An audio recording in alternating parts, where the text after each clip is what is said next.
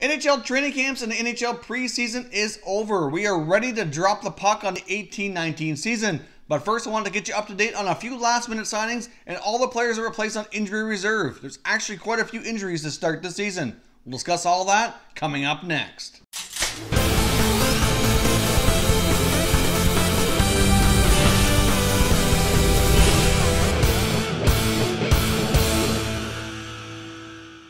Hey everyone, and welcome back to another video here at Top Shelf Hockey. If you're new to the channel, thanks for stopping by. We review and discuss all 31 NHL teams, so if you're a huge hockey fan, consider subscribing and clicking the bell so you don't miss anything. So as I mentioned off the top, we're ready to drop the puck on the 18-19 season. Action gets underway tonight, with the first game being the Leafs versus the Habs. I'm very excited to get hockey back here in the regular season underway. It's been a long wait here since the Stanley Cup was awarded to the Capitals here this past summer, but we're ready to roll. But first, we have some last minute information here to kind of get you primed and ready to start the year. We had a couple last minute signings late yesterday by the Edmonton Oilers, as they announced they did sign a couple guys on professional tryouts. Defenseman Jason Garrison and forward Alex Chiasson both received one-year deals at $650,000. Now, of course, both went to camp on tryouts and ended up getting themselves a contract. Now, for Alex Chiasson, this is the second year in a row that he's gone to camp on a tryout. He did that last year with the Capitals. It stuck with him the whole year. Obviously became a Stanley Cup champion, so that was a great experience for him. It's unfortunate the Capitals couldn't retain his services, but obviously they were tight to the cap as well, trying to retain John Carlson and Devontae Smith-Pelly, some other guys. So unfortunately, the Capitals couldn't keep everybody, and Chiasson was not able to get a firm contract out of another team. So Chiasson ended up going to camp here with the Oilers and earned himself another contract. Now, Jason Garrison spent last season with the Vegas Golden Knights, but I really didn't see a whole lot of NHL action. He spent the bulk of the year in the American Hockey League and has won himself another contract to come back, hopefully more on a full-time basis here with the Edmonton Oilers. Now let's jump over and take a look at all the guys starting this season on injury reserve. There's quite a few of them, and there really is a lot that just kind of came up here towards the end of the preseason and things that we only learned about here in the last day or two. Now, for example, the Anaheim Ducks, as we know, were a team that was kind of dealing with some injuries. They were kind of beaten up a bit. We knew they likely weren't starting the year with Ryan Kessler and Patrick Eaves. We have heard reports that they are getting closer, maybe could return in November. Then we found out Corey Perry obviously came down with a knee injury and is going to be out for about 5 months. To make matters worse here, they just found out that Andre Kasha now has a concussion and will not be starting this season. He'll be on IR, and it's obviously with concussion, it's hard to predict just how long that's going to be. And on defense, Holzer's also on the IR as well. So the Ducks are really a team that's beaten up here and starting the year off not on a right foot when it comes to injuries. As we talked about a lot in our team previews and predictions, I do have a lot of concerns about the Ducks this year, and a lot of it, more so than anything else, is related to the health of a lot of their players. I think this could potentially be a tough year for the Ducks, especially when it comes to injuries. The Boston Bruins will be starting the year without defenseman Torrey Krug for probably about 2 to 3 weeks is what it's looking like, but it could be longer, as they indicated he'd be reevaluated at that time.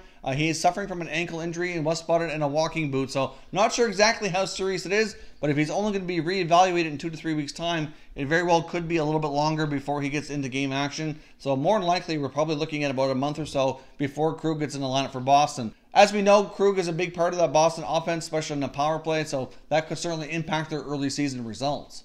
The Tampa Bay Lightning are starting the year without Ryan Callahan. He'll be on IR for a while. That doesn't come as a big surprise. As we know, Callahan's still recovering from off-season surgery.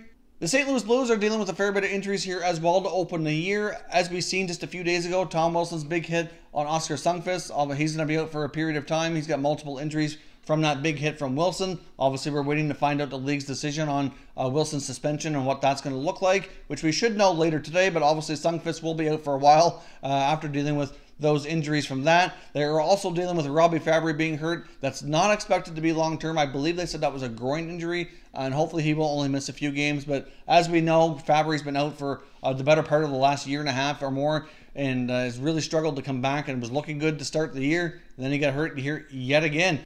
They're also starting the season without defenseman Carl Gunnarsson, and forward Nikita Soshnikov are both starting on IR as well. The Dallas Stars are starting the season with Martin Hanzal on IR and defenseman Stephen Johns. Now, we did learn yesterday that Stephen Johns has been suffering from concussion-like headaches and symptoms, so it's really unclear how long he's going to be out as well. Probably explains why they went out and got Connor Carrick from the Maple Leafs when he became available yesterday. Makes sense for them to add a nice depth piece there, especially with the future of Stephen Johns being uncertain. With that type of injury, it's really hard to predict how long he's going to be out. So Carrick can hopefully benefit from that, get the playing time, and hopefully help the Stars here on the back end. The Montreal Canadiens are dealing with their own slew of injuries as well. As we saw earlier in the preseason, Nick Delorier got injured in a fight, which was kind of unnecessary in my opinion, but nonetheless, he still hasn't returned. And they're also starting the season with defenseman David Schlemko and forward Jacob Delarose on IR as well. And it's not totally clear exactly how long they'll be out for. The Edmonton Oilers are starting the season without defenseman Chris Russell. That injury, though, does not appear to be too long a term situation here. I think he's only probably going to miss a few games and should be back by game 2 or 3 to start the season. The Vegas Golden Knights will be without winger Alex Tuch as well.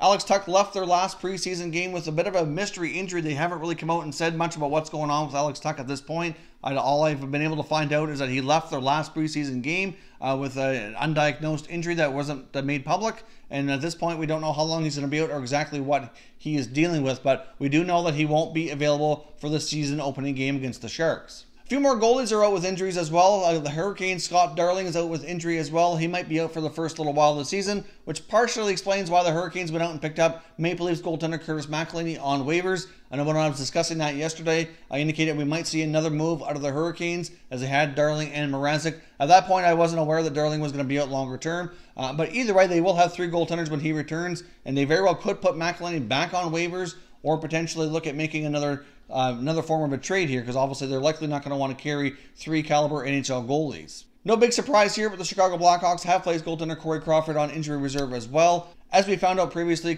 Crawford is still dealing with concussion-like symptoms and still recovering from that, so it's not quite clear exactly the timetable he's looking at to make a return. The Columbus Blue Jackets will be starting the year shorthanded on their back end. Obviously, as we found out before, Seth Jones is on IR, and so is Ryan Murray. So that's 2 other top 6 defensemen on IR to start the year. Not good news for Columbus. As we've discussed before here as well with the Blue Jackets, not only do they have some injuries, but there's some uncertainty around Bobrovsky and Panarin. There's a lot of things going on in Columbus this year that really could potentially set them back. Hopefully they can battle through it, but it could be a team that's impacted by some other things here that might potentially impact their season. So I do have concerns about the Blue Jackets this year because of that. The Vancouver Canucks are starting the year without Thatcher Demko and Antoine Roussel, both suffering from concussions. Roussel we found out at the beginning of training camp about that concussion, and Demko we've only found out here in the last few days. Demko more likely would have been assigned to the AHL anyhow, but instead he's on IR for right now until he can make a comeback, and at that point he'll likely be assigned to the minors. The Philadelphia Flyers have their own slew of injuries, especially in goal, which explains why they picked up Calvin Pickard yesterday from the Maple Leafs on waivers. They're placing Michael Neuwirth and Alex Lyon on IR to start the year. Defenseman Sammy Morin as well is still recovering from injury. Not quite clear exactly the timetable for his return. Arizona Coyotes also have a fair bit of injuries they're dealing with as well. Newly acquired Alex Galchenyuk starting the season on injury reserve. Shouldn't be out too long, but he likely will miss the first week or so of the season. They also have forward Christian Dvorak and defenseman Jacob Chychrun on IR to start the year as well. So obviously that's not a good sign for Arizona. Arizona's a team that's expected to improve a fair bit this year, so starting the year with a bunch of injuries isn't certainly going to help matters, but they do have a lot of players on that lineup that are fully capable of producing, so hopefully they can get through this rash of injuries here and not get too far behind the 8 ball. That's your full update on injury reserve players to start the season. Obviously there are some other guys on IR that we had previously discussed here on the channel. I want to mainly go through all the newer set of information here, make sure you're up to date on all the latest injuries. If you're new to the channel here, I hope you consider subscribing. We cover all 31 NHL teams, and there's plenty of content here for all hockey fans to enjoy. So if you're new, hit that subscribe button. If you like this video, don't forget to hit the like button as well. I'd really appreciate it if you did. I hope you're excited for the NHL season to kick off tonight. I know I am, and I'll catch you next time.